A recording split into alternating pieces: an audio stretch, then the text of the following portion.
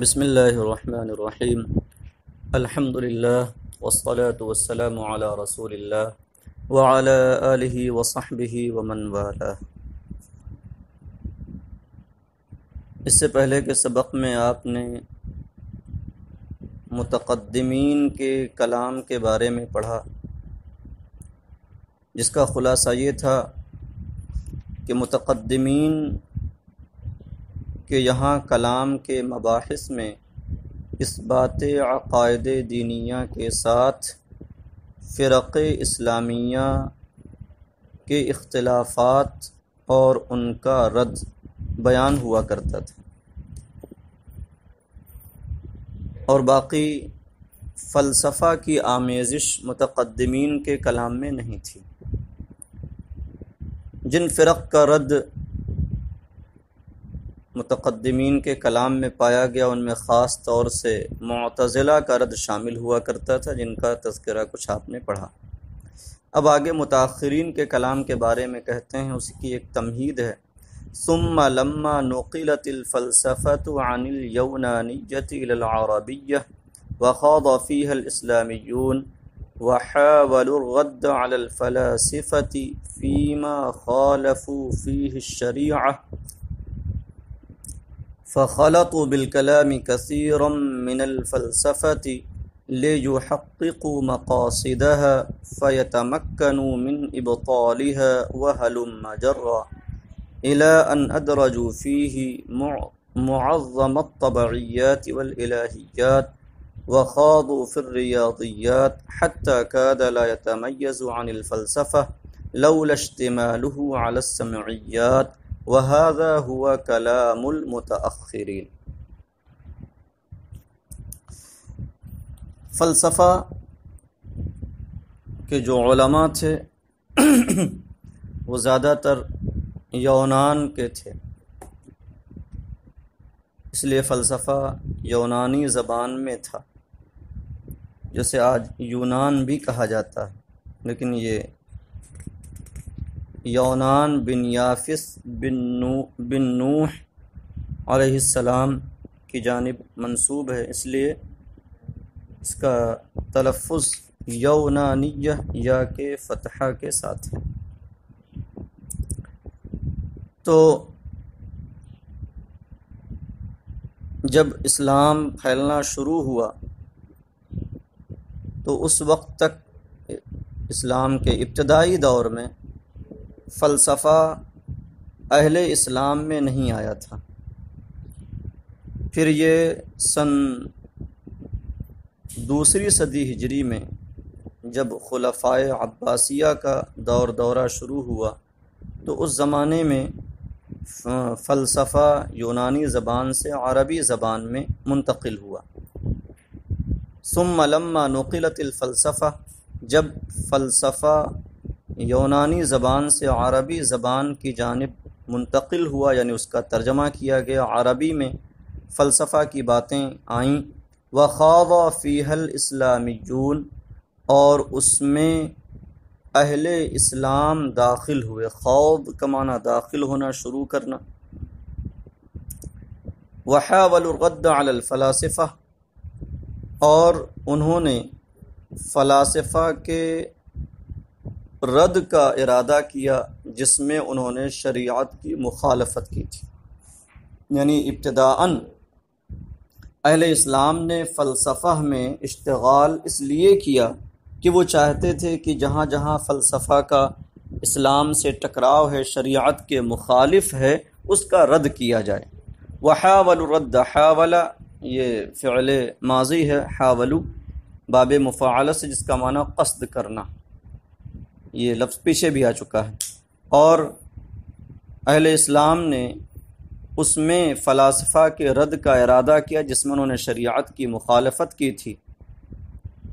خلطوا بالکلام کثیرا من الفلسفہ، یہاں ترکیبی اعتبار سے فا نہیں ہونا چاہیے، اس لیے کہ لما نقلت الفلسفہ کی جزا یہی خلطوا بالکلام بن رہا ہے، اور جب جزا فعل ماضی بغیر قد کے ہو تو اس پر فا کا لانا ممنوع ہوتا ہے۔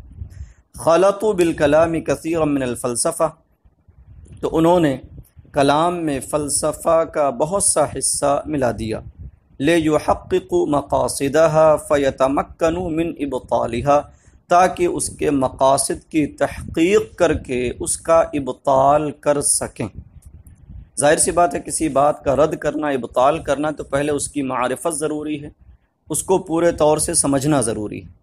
تو اس لیے فلسفہ کے مباحث کلام کے مباحث کے ساتھ آ گئے۔ خلطوا بالکلام کثیرا من الفلسفہ، کلام کے ساتھ فلسفہ کا بہت سا حصہ ملا دیا تاکہ اس کے مقاصد کی تحقیق کر کے اس کا ابطال کر سکیں۔ وَهَلُمَّ جَرًّا، اور ایسے ہی دیگر مقاصد کے لیے فلسفہ کی آمیزش کلام کے ساتھ ہوئی۔ ہلم جرن میں ہلم یہ اس میں فعل بمعنی امر استعمال ہوتا ہے، کبھی لازم ہوتا ہے اور کبھی متعدی۔ قرآن مجید میں آیا ہلم الینا، ہماری طرف آؤ، اور قل ہلم شہداءکم الذین یشہدون، یہاں پر ہلم احضروا کے معنی میں حاضر کرو، لاؤ۔ یہاں پر ہلم جرن ایتی جرن، کھینچتے ہوئے، یعنی سلسلے کو آگے بڑھاتے ہوئے آؤ، یعنی دیگر مقاصد، دیگر ایسے ہی اغراض کے پیش نظر کلام کے ساتھ فلسفہ کی آمیزش ہوئی۔ الی ان ادرجوا فیہ معظم الطبعیات والالہیات، یہاں تک کہ ادراج معنی داخل کرنا، معظم کا لفظ پیچھے پڑ چکے ہیں جو اکثر کے معنی میں استعمال ہوتا ہے، یہاں تک کہ اس میں طبعیات اور الہیات کا بیشتر حصہ شامل کر دیا۔ وَخَاضُوا فِي الرِّيَاضِيَّاتِ، اور اہل اسلام ریاضیات میں بھی مشغول ہوئے۔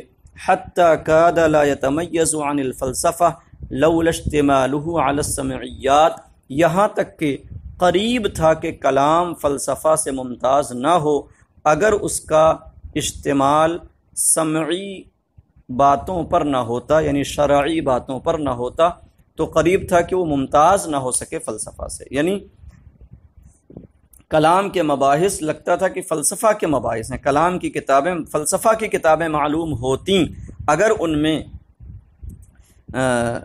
سمعی دلیلیں یعنی نقلی دلیلیں، قرآن و سنت کی باتوں کا ذکر نہ ہوتا۔ حتی کاد لا یتمیز عن الفلسفہ، یہاں تک کہ قریب تھا کہ وہ فلسفہ سے ممتاز نہ ہو اگر وہ سمعیات پر مشتمل نہ ہوتا۔ وہذا ہوا کلام المتأخرین، اور یہی متأخرین کا کلام ہے۔ آپ حضرات نے اس سے پہلے حکمت کی اور فلسفہ کی بعض کتابیں پڑھی ہوں گی، ہدایت الحکمت وغیرہ، تو اس میں ابتداءً ذکر کیا جاتا ہے کہ حکمت کی دو قسمیں، حکمت نظریہ اور حکمت عملیہ۔ حکمت نظریہ میں پھر آپ نے 3 قسمیں پڑھی ہوں گی، حکمت طبعیہ، حکمت الہیہ اور حکمت ریاضیہ۔ حکمت طبعیہ سے مراد ایسے امور کا جاننا جو اپنے وجود ذہنی اور خارجی دونوں میں مادے کا محتاج ہوں، اور الہیات ان امور کو کہتے ہیں، ان امور کے علم کو، ان کی معرفت کو کہ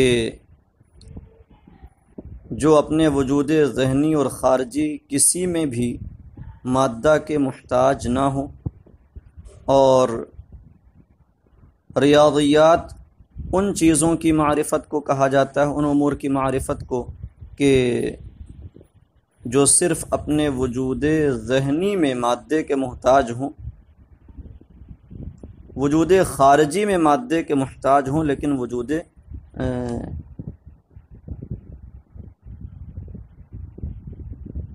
وجود ذہنی میں مادے کے محتاج نہ ہوں، تو انہیں ریاضیات کہا جاتا ہے۔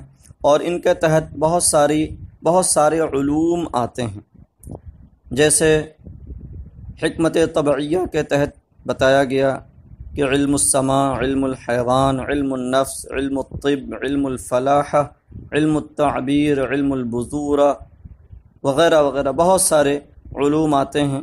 ایسے ہی ریاضیات کے تحت بہت سارے علوم ہیں، ہندسہ، مخروطات، حساب، علم زیج اور علم تقویم، علم اسطرلاب، علم رمل، علم وفق وغیرہ۔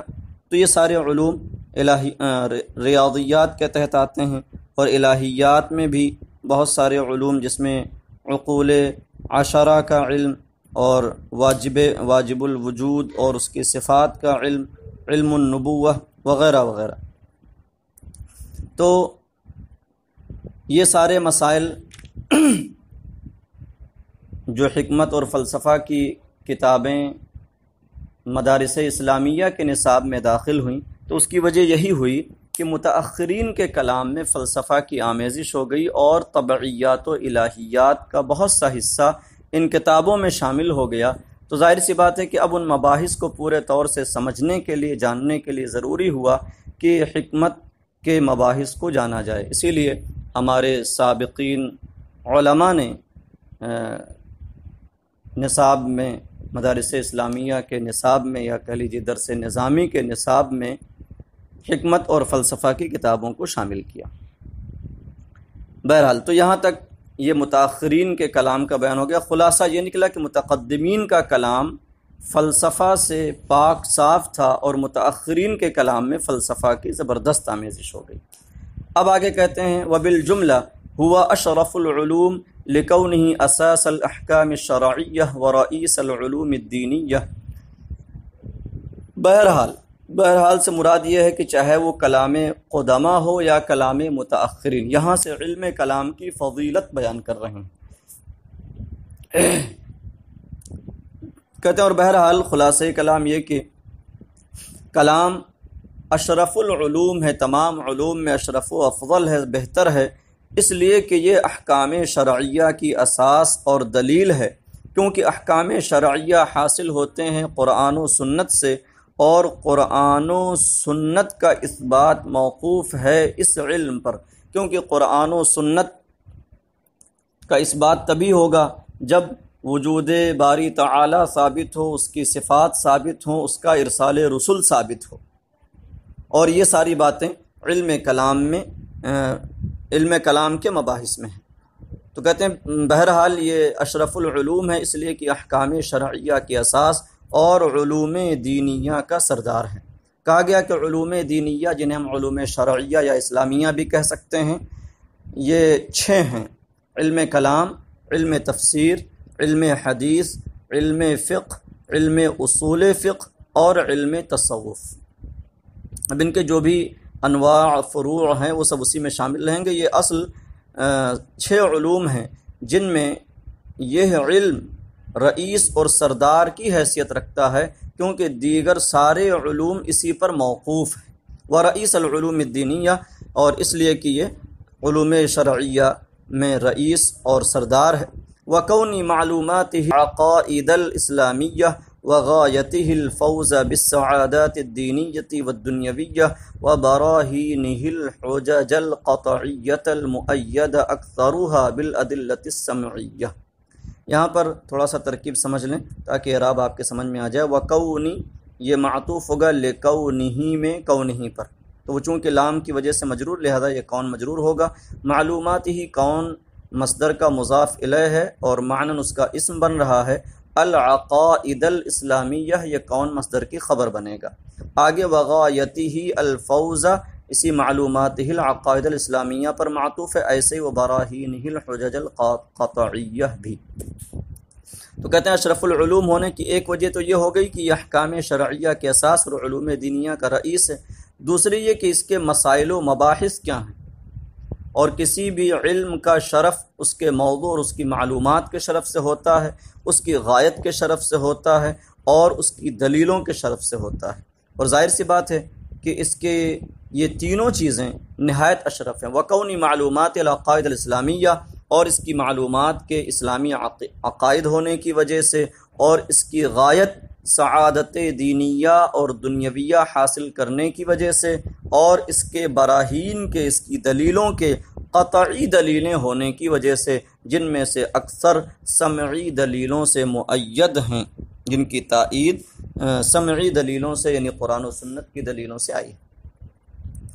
تو اب اس کی جو دلیلیں ہیں وہ قطعی یقینی دلیلیں ہیں، اور ساتھ ساتھ ان کی تائید قرآن و سنت کی دلیلوں سے ہو جاتی ہے تو قطعیت اور بڑھ جاتی ہے. تو اب یہاں پر ایک اعتراض کا جواب کہ آپ کہہ رہے ہیں کہ بڑا اشرف علم ہے، جبکہ ہمارے اسلاف سے، ہمارے بزرگوں سے علم کلام کی مذمت وارد ہوئی ہے، اس سے منع آیا ہے۔ حضرت امام ابو یوسف علیہ رحمۃ و رضوان کا ایک قول منقول ہے کہ لا یجوز الصلاۃ خلف المتکلم، متکلم یعنی علم کلام والے کے پیچھے نماز پڑھنا جائز نہیں۔ یوں ہی بعض لوگوں نے فرمایا کہ جب کوئی شخص علماء کے لیے وصیت کرے تو اس میں اہل کلام شامل نہ ہوں گے۔ ایسے ہی بعض لوگوں نے کہا کہ من طلب التوحید بالکلام فقط تزندق، کہ وہ زندیق ہو گیا۔ تو کلام کی تو اس طرح سے مذمت وارد ہوئی، اور آپ کہہ رہے ہیں بڑا اشرف علم ہے، تو کہتے ہیں کہ اسلاف سے جو طعن و تشنیع اور مذمت وارد ہے اور اس سے جو منع وارد ہے، اس کا تعلق پورے علم سے نہیں یا ہر ایک شخص سے نہیں۔ وما نقل عن السلف من الطعن فيه والمنع عنه فإنما هو للمتعصب في الدين والقاصر عن تحصيل اليقين والقاصد إلى إفساد عقائد المسلمين والخائض فيما لا يفتقر إليه من غوامض المتفلسفين۔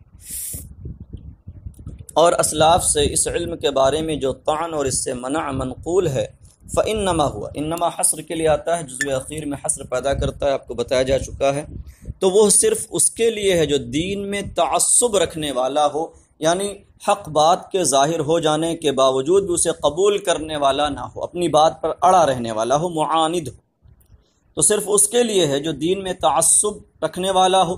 والقاصر عن تحصیل الیقین، اور اس شخص کے لیے ہے جو یقین حاصل کرنے سے قاصر ہو، جاہل ہے کہ وہ باتوں کو صحیح طور سے سمجھ نہیں سکتا، اور اس علم سے استدلال کرنے کے باوجود بھی اسے یقین حاصل نہیں ہوتا، تو ایسے کو علم کلام سے باز رہنا چاہیے۔ والقاصد الی افساد عقائد المسلمین، اور اس شخص کے لیے ہے جو عقائد مسلمین کو، مسلمانوں کے عقائد خراب کرنے کا قصد رکھتا ہو۔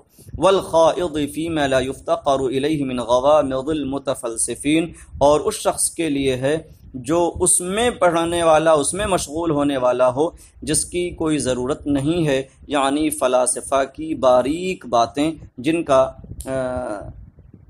کلام کے لیے کوئی ضرورت نہیں، کیونکہ علم کلام کے ساتھ جو فلسفہ کی ضرورت ہے وہ صرف اس لیے کہ فلاسفہ کا رد کیا جائے، تو جتنے سے رد کا کام ہو سکے اتنا ٹھیک ہے، لیکن اس سے زائد، اس کے علاوہ جو ہے جس کی کوئی ضرورت نہیں ہے اور فلاسفہ کی باریکیوں میں جو پڑھتا ہے، تو اس شخص کے لیے منع وارد ہوا ہے اور اس شخص کے لیے مذمت وارد ہوئی ہے۔ تو خلاصہ یہ ہوا کہ یہ منع اور مذمت و ملامت چار لوگوں کے لیے، ایک وہ جو دین میں تعصب رکھنے والا ہو، معاند ہو، دوسرا وہ جو یقین حاصل کرنے سے قاصر ہو، تیسرا وہ جو برا ارادہ رکھتا ہو، مبتدع ہو اور عقائد مسلمین کو خراب کرنے کا ارادہ رکھتا ہو، اور چوتھا وہ شخص جو فلاسفہ کے باریکیوں میں اور موشگافیوں میں پڑھنے والا ہو جس کی کوئی ضرورت نہ ہو۔ وَإِلَّا فَكَيْفَ يُتَصَوَّرُ الْمَنْعُ عَمَّا هُوَ أَصْلُ الْوَاجِبَاتِ وَأَسَاسُ الْمَشْرُوعَاتِ، ورنہ یعنی اگر ایسا نہ کیا جائے، ایسا نہ ہو، یعنی خاص لوگوں کے لیے وہ منع وارد نہ ہو، عام طور پر ہو۔ وَإِلَّا فَكَيْفَ يُتَصَوَّرُ الْمَنْعُ عَمَّا، ورنہ تو کیسے منع تصور کیا جا سکتا ہے، متصور ہو سکتا ہے اس چیز سے، اس علم سے جو کہ واجبات و فرائض کی اصل ہے اور تمام مشروعات کی اساس اور بنیاد ہے۔ تو یہاں تک اس علم کی تعریف، اس کی فضیلت وغیرہ کا بیان ہو گیا۔ اب آپ کی اصل کتاب یعنی کہ عقائد کا متن جو ہم نے آپ کو بھیج دیا تھا، امید ہے کہ آپ لوگوں نے اتنا یاد کر لیا ہوگا، اور اگر نہ یاد کیا ہو تو اب موقع ہے، جلدی آپ حضرات یاد کر ڈالیں۔